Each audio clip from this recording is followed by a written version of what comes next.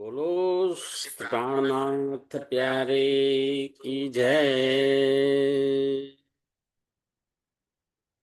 वंदो सतगुरु चरण को, करु धनि प्रेम प्रणाम। अशुभ हरण मंगल करण धनि देव चंद्र जी नाम। श्री प्राणनाथ निज मूलपति, श्री महराज सुना। तेज कुंवर श्यामा युगल को, पल पल करू प्रणाम। तनि जी मारा पल पल करू प्रणाम। बोलो प्राणनाथ प्यारे की जय।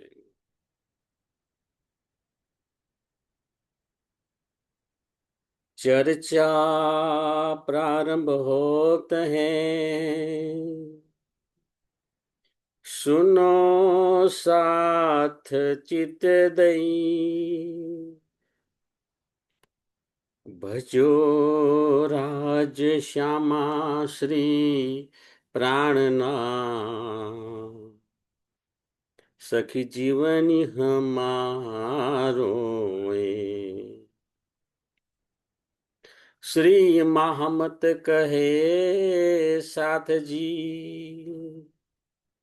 भया चर्चा का वखत, अब तुम सुनियो चित दे। लाला आए बैठे इन तखत, लाला आए बैठे इन तखत।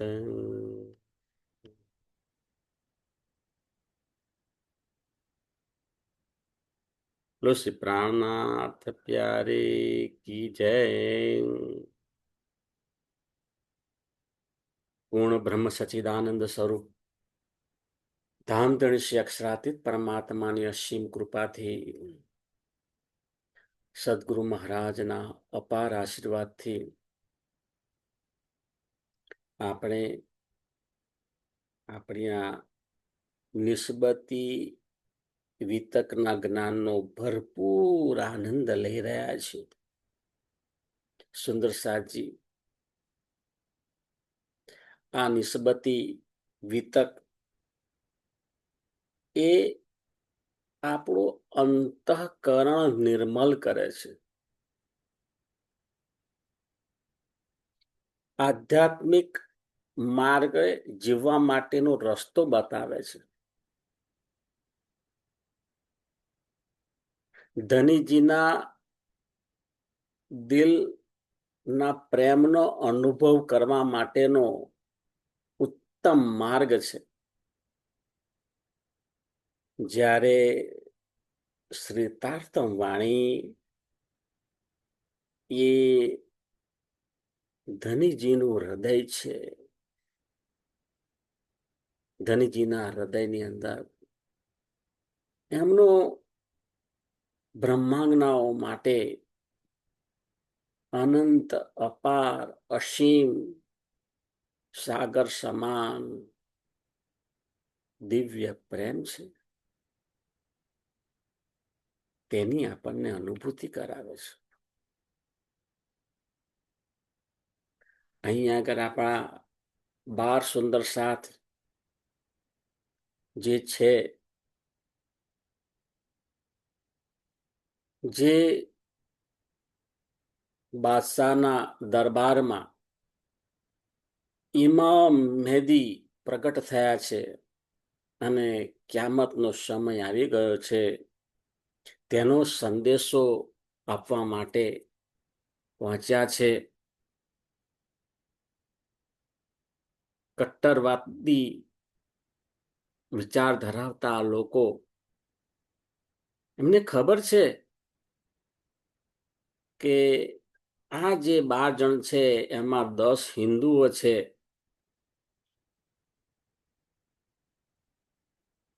તેમ છતાં પણ મહામતી સ્વામી શ્રી પ્રાણનાથજી ના આશીર્વાદથી ની કૃપાથી આ ભારે ભાર સુંદર સાથ નિડરતાપૂર્વક એક સત્ય ધર્મ ની સ્થાપના કરવા માટે જઈ રહ્યા છે અને પોતાની રજૂઆત ખૂબ જ શાલીનતાપૂર્વક અને નિડરતાપૂર્વક કરે છે. શ્રીજી કહે છે, આ બાર સુંદર સાથને કહે છે કે તમે કોઈ સામાન્ય કાર્ય કરવા ગયા નથી. અહીંયા આગળ તો અજ્ઞાની રૂપી રાક્ષસો છે, એનો સમૂહ છે, તેની સામે તમે યુદ્ધ કરવા માટે ગયા છો અને સતત યુદ્ધ કરતા રહેશો. ધામધણીની તમારી ઉપર અનંત અનંત કૃપા છે. તમે જે લોકો સામે યુદ્ધ કરી રહ્યા છો એ લોકો અજ્ઞાની લોકો છે ને, અજ્ઞાની લોકો હોય ને એમને બહિર્દ્રષ્ટિ જ હોય. બહિર્દ્રષ્ટિની એક જ આંખ હોય, એ ફક્ત બાહ્ય દ્રષ્ટિથી દુનિયાને જોતા હોય. એમની આંતરિક દ્રષ્ટિ બિલકુલ બંધ થઈ ગયેલી હોય છે અને એને પરિણામે છેલ્લે આ અંધ બાહ્ય દ્રષ્ટિ ફક્ત ધરાવતા હોય એવા લોકોનો ધીમે ધીમે વિનાશ થતો હોય છે. સુંદર સાથજી અહીંયા બહુ એક સુંદર ઉદાહરણ આપ્યું છે. એક વેરાન પ્રદેશ હતો. એ વેરાન પ્રદેશ એવો હતો કે ત્યાં એક જાતિના લોકોનો સમૂહ રહેતો હતો અને એમને પીવાનું પાણી પણ મળતું ન હતું. એક એક પાણીના ટીપા માટે ખૂબ ખૂબ તલસતા. દૂર દૂર ચાલીને જાય અને ક્યાંકથી પાણી લઈને આવે તો એનાથી તરસ પણ છીપાતી નહીં. અને આ રીતે દુઃખી જીવન પસાર કરતા હતા. હવે આ દ્રષ્ટાંતની અંદર એમ કે છે કે આ જે લોકો રહેતા હતા એમની બાજુમાં એક વિશાળ પર્વતની હારમાળા હતી. પરંતુ ક્યારેય આ જે જાતિના લોકોમાંથી કોઈએ એવો વિચાર કર્યો નહીં કે આપણે એક વાર તો આ પર્વત જે છે એને ઓળંગીને પેલી બાજુ તો જોઈએ તો ખરા કે ત્યાં શું છે.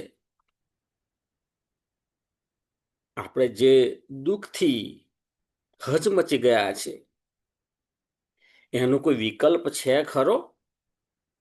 ના, કોઈને પણ પુરુષાર્થ કરવાનો વિચાર આવતો ન હતો.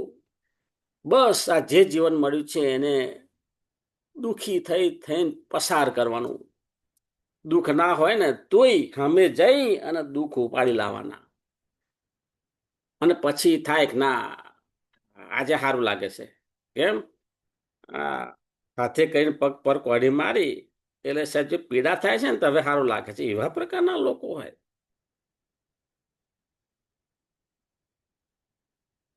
કેટલાક લોકો તો દેવું ના હોય ને તો ઊંઘ ના આવે, મેં સાંભળ્યું છે.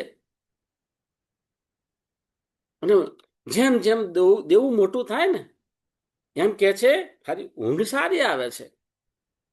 આ 4-5 જણ જોડો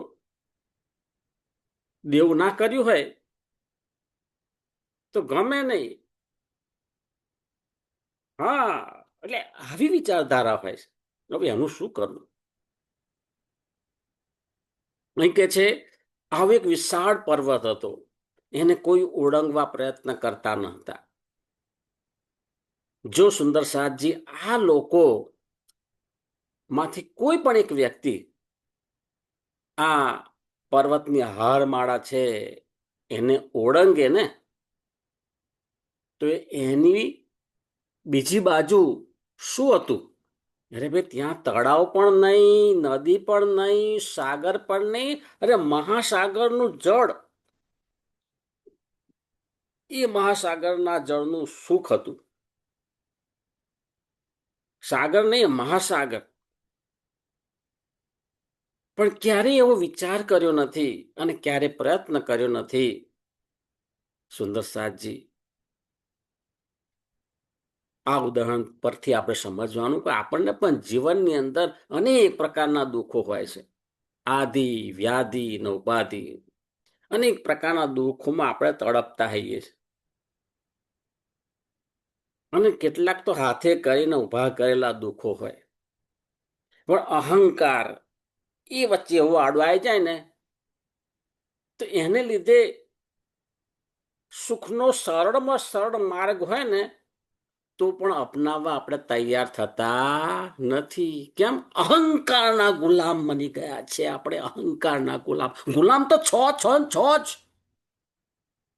પરંતુ અજ્ઞાનતાથી જે મોટો અહંકાર ઉભો થયો છે ને, એના ગુલામ થઈ ગયા છે. અને એ ગુલામીમાંથી જ્યારે આપણે મુક્ત થઈએ ને, તો સાચી મુક્તિ છે એમ સમજવાનું. બાકી ધર્મના કપડા પહેર્યા છે, પણ સાચી મુક્તિ આપણને પ્રાપ્ત થઈ નથી. સુંદર સાચી, આપણને ભાગ્યવશ જે તારતમ વાણીનું જ્ઞાન મળ્યું છે, જે વિતક સાહેબનું જ્ઞાન મળ્યું છે, હિન્દુ ધર્મના પાયાના જે શાસ્ત્રો છે, એનું પાયા રૂપે અતિ સુંદર જ્ઞાન મળ્યું છે. એને આત્મસાત કરવાનું છે, એનું મનન ચિંતન કરવાનું છે. અને એનો નિચોડ એકવાર આપણા હાથમાં આવે ને, પછી જો આધ્યાત્મિક ઉડ્ડયન જે થશે ને, એની મજા જે છે ને, એના આનંદનો સ્વાદ છે ને, એક વાર મળી જાય ને, પછી આ સંસારના દુઃખ છે એ તેમને સ્પર્શે પણ નહીં. કેમ? દ્રષ્ટિ ખુલી ગઈ. અનંત આનંદના સાગરના ભંડાર ખુલી જાય છે. સદગુરુ મહારાજની કૃપાથી દરવાજા જ્યારે પણ ખુલી જાય, ત્યારે આપણે સમજવું કે આ દુનિયામાં સૌથી ભાગ્યશાળી વ્યક્તિ હું છું, કે જેને અત્યારથી આ સુખના સાગરના આનંદનો અનુભવ થઈ રહ્યો છે. અને એ આનંદ પછી ઉત્તરોત્તર વધતો જાય છે, ક્યારે ઘટતો નથી. તો અહીં કે છે શ્રીમુખ વાણી એ ધનીજીનું દિલ છે, અને શ્રી વિતક સાહેબ એ ધનીજીના દિલમાં જવાનો માર્ગ છે. હે સુંદર સાજી, તમે કટ્ટર શર્યતી લોકો સામે યુદ્ધ શરૂ કર્યું છે. અને આ યુદ્ધ પણ ધનીજીની કૃપાથી જ થઈ રહ્યું છે. આપણા જીવનમાં પણ આપણા દ્વારા કઈક નાની જાગણી થાય તો સમજવાનું, એ હું નથી કરી રહ્યો, એ ધનીજીની કૃપાથી, ધનીજીના હુકમથી આ કાર્ય થઈ રહ્યું છે. ધનીજીના હુકમથી જ તારતમ વાણીનો સ્પર્શ આપણા જીવન થાય છે. ત્યારબાદ તેનો પ્રકાશ આત્માને મળે છે, અને ત્યારે આત્મા જાગૃત થાય છે. અને જ્યારે આત્મા જાગૃત થાય, ત્યારે પરમધામના અનંત અનંત અનંત સુખ પ્રાપ્ત કરે છે. સુંદર સાજી, તેથી આ જે જ્ઞાન છે, એ જ્ઞાનને જીવનમાં ઉતારી અને આપણી રહેણી કેવી છે, રહેણી કરણી કથની, એની અંદર આપણે ધ્યાન ખૂબ ખૂબ આપવું જોઈએ. કારણ કે પાયાની વાત છે ને. પછી જેવી રહેણી, રહેણી માફક કરણી, કરણી માફક ધનજીની કૃપા. કૃપા અવશ્ય અવશ્ય થશે જ, એમાં કોઈ શંકાને સ્થાન નથી. જેટલું પણ ઉતરે એટલું આ ધર્મના પાયાના મૂલ્યો છે ને, એ આપણે જીવનમાં ઉતારવાના છે. હા, માયાનું વાતાવરણ ચારે બાજુ હશે. આ કળિયુગ છે. કળિયુગની ઘટનાઓ ચારે બાજુ થતી રહેવાની. પણ એની વચ્ચે તમે સભાનતા પૂર્વક આપણે જીવવાનું છે. બાહ્ય પરિસ્થિતિ જે હોય એ, પરંતુ તમારી આંતરિક પરિસ્થિતિ એકવાર તમે નક્કી કરી કે મારે આ સાચા માર્ગે જ જીવવું છે, નાન્ય પત્તા વિદ્યતે, મારે બીજો કોઈ માર્ગ મને કોઈ ખપે નહીં. ભાઈ હોય છે આવા, હવે ખુમારી વાળા લોકો હોય છે, એ જબરજસ્ત ખુમારી જોવા મળે. હમણાં મુખાર બિંદુ પર જુઓ ને, સામાન્ય વ્યક્તિ હોય પણ એક વાર આ ધર્મનો રસ્તે પસંદ કરી લે અને સભાનતા પૂર્વક જયારે જીવતો થઈ જાય ને, સદગુરુ મહારાજની કૃપા હોય, પછી એ જ્ઞાનના સાગરની અંદર પણ આનંદ લે છે, સેવા પૂજાની અંદર પણ આનંદ લે છે, અને સામાન્ય જનજીવન સાથે પણ એ આનંદમાં જ જીવન પસાર કરે છે. આટલું બધું હોવા છતાં પણ એની પાસે ગમે તેટલું હોય, છતાં અહંકાર શૂન્ય જોવા મળે. બહુ શાલીનતા પૂર્વક રહેણી કરણી હોતી હોય છે. ખરેખર જીવન જીવવાનો સાચો રસ્તો એ લઈ રહ્યા છે. અહીંયા આગળ વિતક સાહેબની અંદર પણ ઉદાહરણ આપે છે કે શ્રીજી કહે છે, ઉદાહરણ આપે છે કે જેવી રીતે કોઈ સુવર છે, પ્રાણીનું નામ સુવર, એ આપણી ઉપર પ્રહાર કરે ત્યારે સુવર તો બહુ શક્તિશાળી, આપણી ઉપર જયારે પ્રહાર કરે ત્યારે આપણે શું કરવાનું? ત્યારે કહે છે તે વખતે આપણે આપણું રક્ષણ મેળવવાનું છે. બરાબર? રક્ષણ મેળવીને બાજુમાં ખસી જાઓ, એક બાજુ ઉભા રહો, અને ત્યારબાદ એ સુવર ઉપર આપણે પ્રહાર કરવાનો છે, પોતાનું રક્ષણ કરવાનું છે, એ પણ એટલું મહત્વનું છે. અને ત્યાર પછી સુવર ઉપર પ્રહાર કરવો એ પણ એટલું મહત્વનું છે. એનો આધ્યાત્મિક અર્થ શું થાય છે કે આપણે કોઈની પણ સાથે બિનજરૂરી વાદ વિવાદમાં પડવું જ નહીં ભાઈ. અને જ્યારે એ વ્યક્તિ શાંત પડે ને, તે વખતે યોગ્ય સમયે આપણે પ્રત્યુત્તર આપવું અને આપણી જે સાચી વાત છે ને એની રજૂઆત કરવી. ભાઈ તમારી જે બી વાત છે, માન્યતા છે, બરાબર, એની અમે આદર કરીએ છીએ, એની સામે અમે કોઈ વાંધો નથી. પણ આ જે મહામતી સ્વામી શ્રી પ્રાણનાથજીના જ્ઞાનનું નિચોડ જે છે, અને જે જ્ઞાન આત્મકલ્યાણ માટે એક અમૃત સમાન છે, એ આ વાત છે. 100% જે તે વ્યક્તિની અંદર ચમત્કારિક ફેરફાર જોવા મળશે. સુંદર સાજ એટલે શ્રીજી કહે છે કે પૂરી સાવધાની રાખી અને યુદ્ધ કરો. જ્ઞાનનું યુદ્ધ છે સુંદર સાજી, એમાં પણ સાવધાની રાખવાની છે. બિનજરૂરી સમય, શક્તિ અને નાણાંનો વ્યય કરવાનો નથી નથી નથી. તમને લાગે કે આ સમય પ્રોપર છે,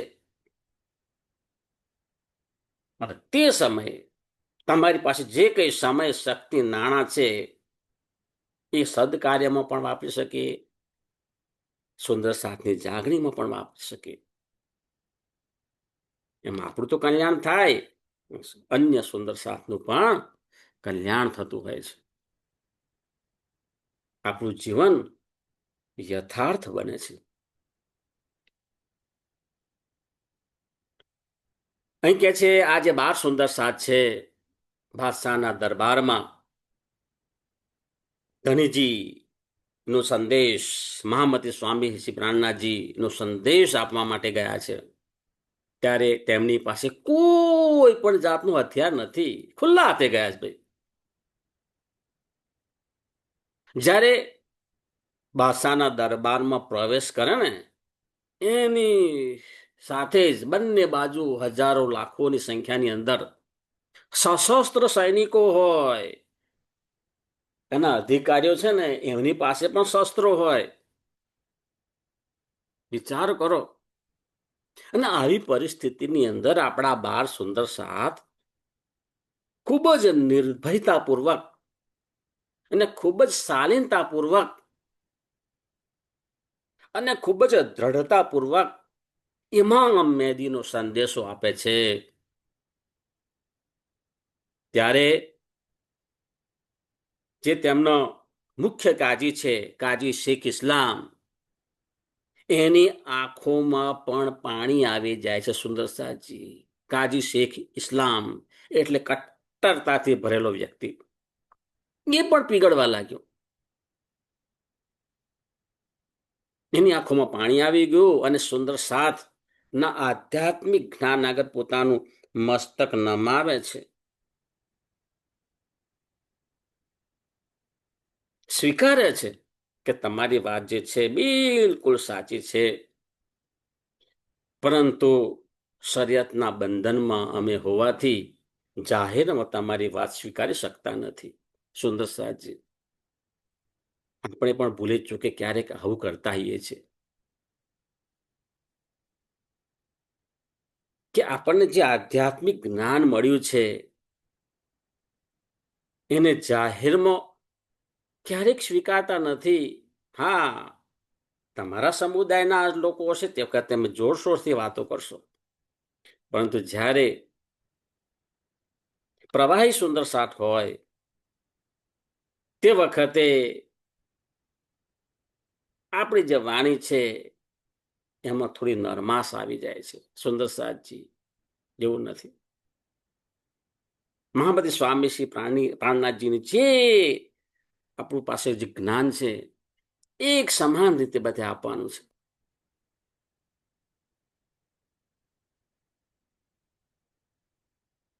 ક્યારેક એવું પણ જોવા મળે કે આપણા જ પરિવારની અંદર ઉચ્ચ અભ્યાસ પ્રાપ્ત કર્યા પછી આપણા બાળકોને પ્રણામ બોલતા પણ શરમ આવે છે. કેમ? હા, બીજું બધું જ્ઞાન છે, પરંતુ આપણું જે આધ્યાત્મિક જ્ઞાન છે, આધ્યાત્મિક જ્ઞાન, પાયાનું જ્ઞાન, એનું સિંચન આપણે કરી શક્યા નથી. એટલે એમને પ્રણામનો મહિમા શું છે ખબર નથી.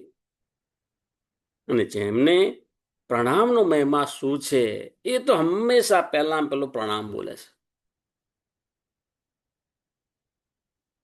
અને ગામડાની અંદર તો તમે જુઓ, પ્રણામની મહિમા ભલે ખબર ના હોય, પણ એટલી તો ખબર છે કે આપણા ગુરુજીને જ્યારે મળે, જ્યારે વાતચીત કરીએ, કોઈ પણ કામની રજૂઆત કરતા પહેલા પ્રણામ બોલતા હોય છે. કેટલી આનંદની વાત છે. એનાથી આપણું આધ્યાત્મિક સ્તર છે ને ધીમે ધીમે ધીમે ઉપર તરફ જાય છે. રાજ્ય મહારાજની કૃપા વર્ષે છે. અહીંયા કાજી શેખ ઇસ્લામ કટ્ટરવાદી વિચારધારા ધરાવે છે. અને આ કટ્ટરવાદી લોકો એમણે નજરે ભાજી મૂળાની જેમ પેલા હિન્દુઓની હત્યા થઈ હોય ને એ કરી હોય અને જોઈ હોય.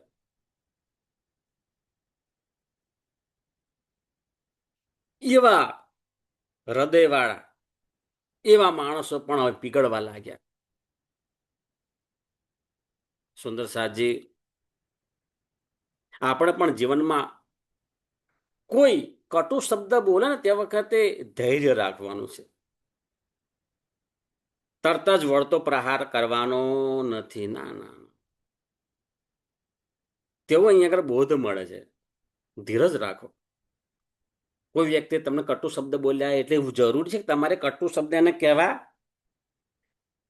હા, થોડો રાહ જુઓ. પેલા વ્યક્તિને કહેવાય કે ભાઈ અત્યારે તમે થોડા શાંત થાવ, હા, ઠંડુ પાણી પીવો, થોડી વાર પછી મારી જોડે આવો અને વાતચીત તમને હું કરું, સમજાવું વાત શું છે. બની શકે આખી વાત બદલે જાય.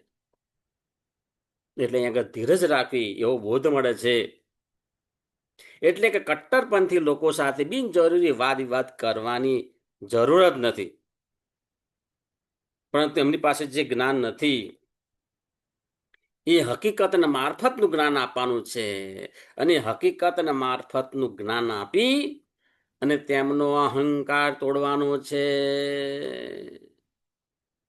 વિતક સાહેબની અંદર કેટલું બધું અહીંયા આગળ આપણને બોધ મળે, એના ખજાનું ભરેલો છે.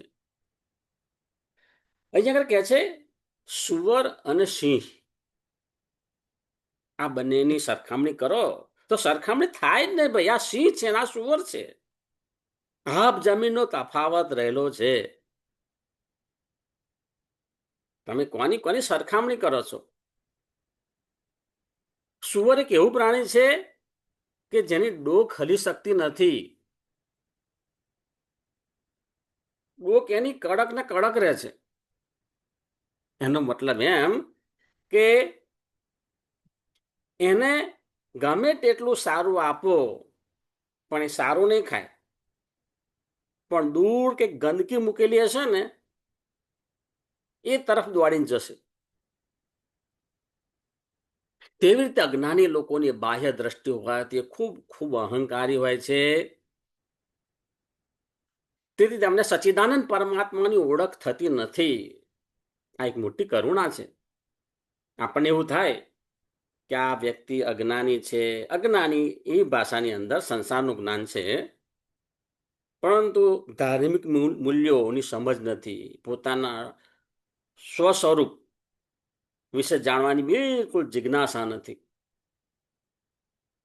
અને માયાના પ્રવાહની અંદર એ ખેંચાયા કરે છે.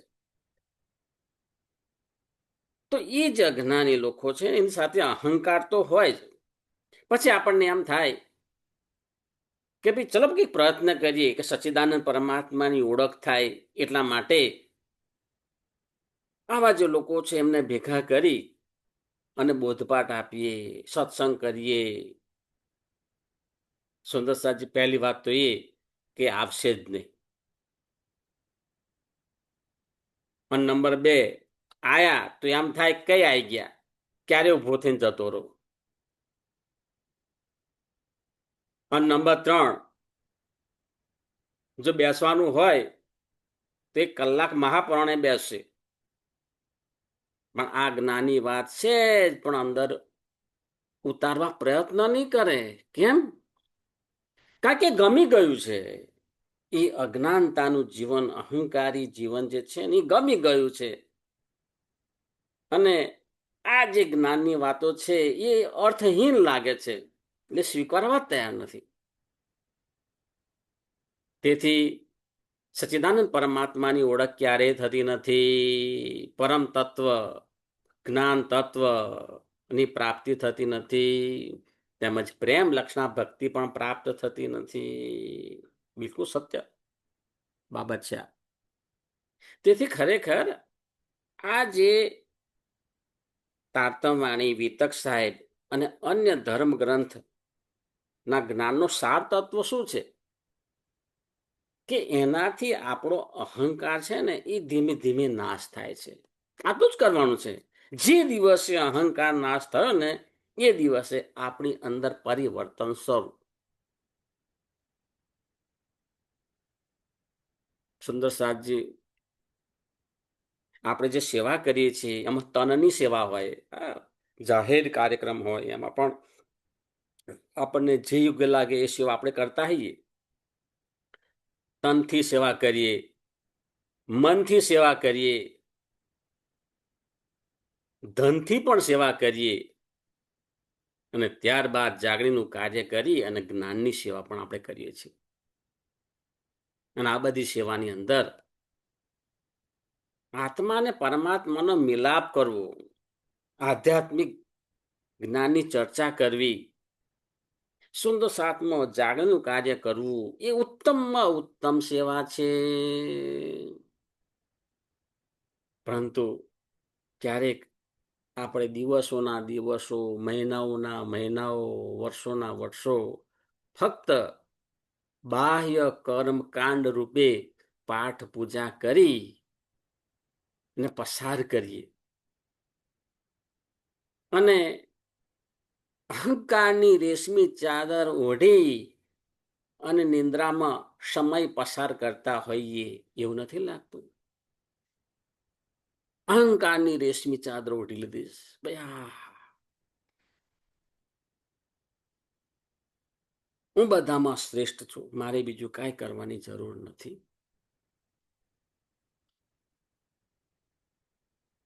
ખરેખર મુક્તિની વાત કરવામાં આવે તો મુક્તિની વાતો પણ થાય, પરંતુ પોતાના અંતઃકરણની અંદર એટલું બધું ભરી રાખ્યું હોય એમાંથી મુક્ત થવાની ઈચ્છા કરતા નથી. આ જે કઈ મોહજાળ બિછાયેલી છે એમાં અમને આનંદ છે અને આવું ચાલતું રહે. અને એને કે છે એ અજ્ઞાનતાની રેશમી ચાદર ઓઢી અને ગાઢ નિંદ્રામાં સુઈ જવાનું અને સમય પસાર કરવાનો. અને જ્યારે ખરેખર મુક્તિની વાત કરીએ તો અંદરથી મુક્તિ જોઈએ છે, અંદરથી મુક્તિના પ્રયત્ન આપણે કરતા નથી. આપણા મન જે છે, મનની અંદર બિનજરૂરી ઘણું બધું ભરી રાખ્યું છે, એમાંથી મુક્ત થવાનું છે. એક વાર એમાંથી આપણે મુક્ત થઈએ ને પછી એટલું હળવું ફૂલ જીવન બને ને, એનો એકવાર તો અનુભવ કરો. બીજું બધું સારી વાત છે, પરંતુ જો અગત્યની બાબત જે છે એ રહી જાય છે. પરિણામે આપણું સાચા અર્થમાં આધ્યાત્મિક ઉડ્ડયન થવું જોઈએ, થતું નથી. આપણે આપણા પરિવારની અંદર પણ જ્યારે કામ કરતા હોઈએ છીએ, પરિવારના એક સભ્ય છો તો તમારા ભાગમાં આવે એ કામ તમારે કરવાનું હોય. આર્થિક ઉપાર્જનનું કામ હોય એ તમારે કરવાનું હોય. પણ ક્યારેક જાણે અહેસાન કરતો હોય ને એવો ભાવ પણ આવી જાય. દરેકની ક્ષમતા પ્રમાણે બધા જ કામ કરતા હોય, દરેક બધામાં એક સરખી ક્ષમતા ના હોય, પણ જે તે ક્ષમતા હોય જેને જે કામ સોંપ્યું એ પરિવારની અંદર કરતા હોય અને એ રીતે એક પરિવારની અંદર સાથે રહેવાનું હોય. પરંતુ જ્યારે અંદર અહંકાર આવે તે વખતે જાણે આ પરિવાર મારો પરિવાર નહીં, પણ આ પરિવાર માટે મારે જ બધું કરવાનું, મારા જેટલું કોઈ કરતું નથી, આવો ભાવ પણ આવવો જોઈએ નહીં. આ એક ઉદાહરણ આપ્યું છે.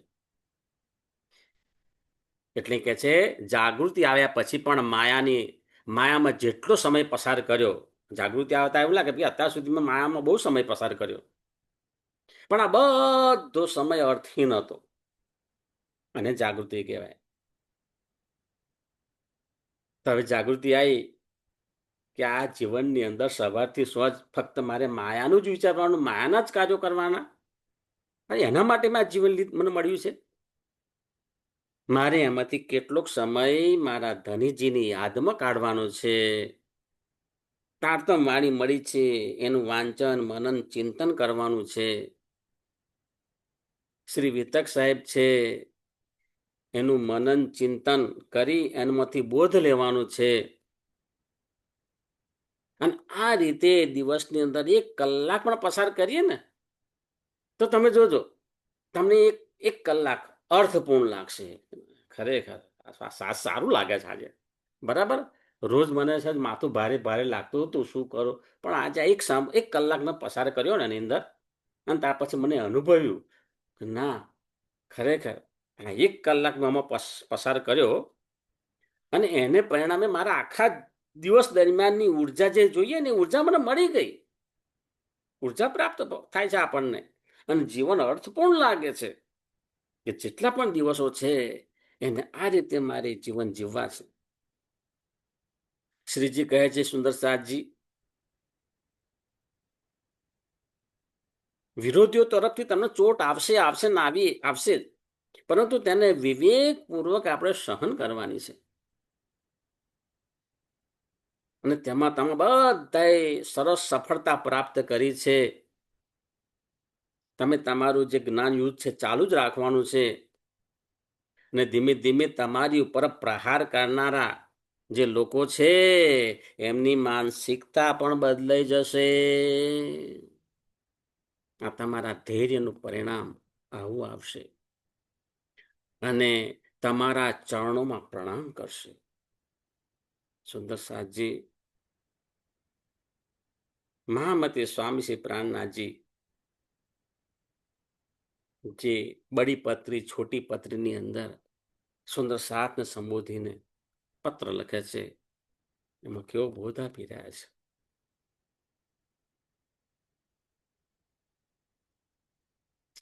વિતક સાહેબમાં કહ્યું છે કે કુરાનમાં દાભતુલ અર્જ જાનવર ના પ્રતિક રૂપે વર્ણન આવે છે. આપણે 7 નિશાન ક્યામતના 7 નિશાન, એમાં એક આ નિશાન પણ હતું કે કળિયુગની અંદર એક એવું જાનવર પ્રગટ થશે જેને દાભતુલ અર્જ નામ આપ્યું. દાભતુલ અર્જ નામનું એવું જાનવર પ્રગટ થશે. તો કે આ જાનવર છે ને એની છાતી શેર જેવી હશે. હવે શેર એટલે ક્રૂરતાની વાત કરી છે. ક્રૂરતા આપણે જોઈએ છે ઉદાહરણ સમાજની અંદર. આપણું દિલ હચમચી જાય એવા ઘાતકી કાર્યો કરનારા લોકો માટે કહ્યું છે કે આ લોકોની છાતી શેર જેવી હશે. એટલે એમના કાર્યોમાં તમને નિમ્ન સ્તરની ક્રૂરતા જોવા મળશે. અને જંગલી બળદ જેવા શિંગડા હશે. એનો મતલબ શું? કળિયુગના એવા માનવી હશે કે જે ઝઘડાળુ સ્વભાવના હશે. તમે ગમે તેટલો પ્રયત્ન કરો ને, ગમે તેટલું સારું કરો, પણ ખૂણે ખોચરેથી તમારી ભૂલ શોધી કાઢીને પેલો માણસ લડશે લડશે લડશે. એ લડવું હોય ને તો પણ 1000 રસ્તા છે. અને સુખ શાંતિથી જીવન જીવવું હોય ને તો પણ 1000 રસ્તા છે. પણ અંદરનો સ્વભાવ જ એવો છે કે કઈ આગળ શીંગડું મારું, અહીં મારું, અહીં મારું. જે દિવસે શીંગડું ના માર્યું ને એ દિવસે પાછી એને ઊંઘ ના આવે. બોલો સુંદર સાજી. એ શું કરે? એ ઊંઘ હારી આવે ને એટલા માટે બીજાને શીંગડો મારે. પ્રાણનાથ પ્યારે કી છે. સુંદર સાજી, આપણે આપણી અંદર જોવાનું છે કે આવા લક્ષણો મારામાં તો નથી ને. વિતક સાહેબનું જ્ઞાન આપણા પોતાના અંતઃકરણની શુદ્ધિ માટે છે. આપણે બીજાની અંદર જોવાનું નથી. જો આપણી અંદર આવા લક્ષણો હોય તો ધીમે ધીમે એમાં ઘટાડો થવો જોઈએ અને આપણું હૃદય નિર્મલ બનવું જોઈએ. સુંદર સાજી, આવા જે લોકો હોય એની પીઠ ગીધડ જેવી કોમળ હોય છે. પીઠ ગીધડ જેવી કોમળ, બરાબર. સામાન્ય દંડો મારો ને તો એને સહન ના થાય. એટલે અત્યારે કળિયુગની અંદર એવા માણસો હશે કે ધાર્મિકતાની ચાદર ઓઢશે ખરા, પરંતુ ધાર્મિક આચરણથી દૂર રહે છે. અને આવા લોકો છે એની સાથે તમારે જ્ઞાન યુદ્ધ કરવાનું છે. અને ખરેખર આ જ જ્ઞાન યુદ્ધ છે એની અંદર પોતાનું પણ કલ્યાણ છે અને સામે જેમની સામે યુદ્ધ કરી રહ્યા છો એમનું પણ ખૂબ ખૂબ કલ્યાણ રહેલું છે. આ વિશ્વ કલ્યાણ માટેનું યુદ્ધ છે જે આપણે બધા કરવાનું છે. બોલો શ્રી પ્રાણનાથ પ્યારે કી જય. સદગુરુ મહારાજ કી જય. કૃષ્ણ કનૈયા લાલ કી જય. પ્રણામ સુંદર સાજી. સુંદર સાજીના ચરણોમાં મારા કોટાન કોટી પ્રણામે.